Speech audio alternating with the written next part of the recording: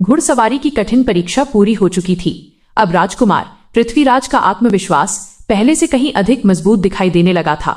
धनुष पर उनकी पकड़ सटीक हो चुकी थी, तलवार के साथ उनका संतुलन लगातार निखर रहा था और घोड़े के साथ उनका तालमेल देखकर अनुभवी योद्धा भी प्रभावित थे। लेकिन युद्धगुरु जानते थे कि केवल शस्त्र चलाना किसी को महान योद्धा नहीं बनाता। एक सुबह सूर्योदय से पहले, जब पूरा राजमहल अभी जाग ही रहा था, युद्धगुरु पृथ्वीराज को अरावली की शांत पहाड़ियों की ओर ले गए। वहां न कोई सैनिक था, न कोई अभ्यास मैदान और न ही कोई युद्ध का शोर। चारों ओर केवल पक्षियों की मधुर ध्वनि, बहती हवा और प्रकृति की गहरी शांति थी।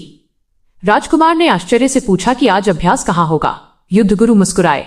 उन्होंने कहा, आज शस्त्रों का नहीं, मन का अभ्यास होगा।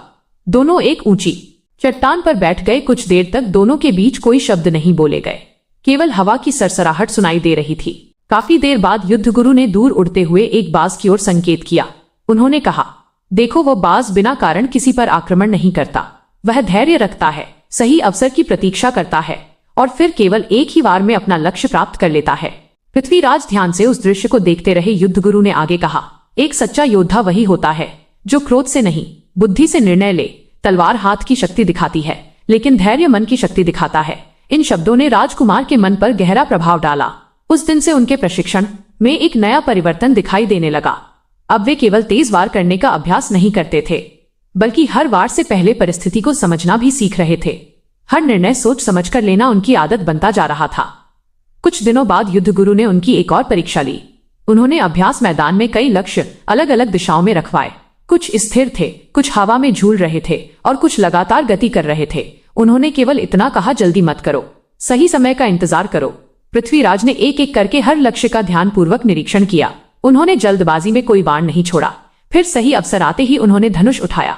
एक के बाद एक हर बाण अपने लक्ष्य तक पहुंचा। युद्धगुरु की आंखों में संतोष था।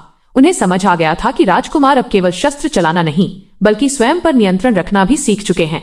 राजा सोमेश्वर को जब यह समाचार मिला तो उन्होंने गर्व से कहा, जिस योद्धा ने अपने मन पर विजय पाली, उसे रणभूमि में हराना अत्यंत कठिन होता है। समय बीतता गया। पृथ्वीराज की शिक्षा अब अपने अगले चरण में प्रवेश करने वाली थी।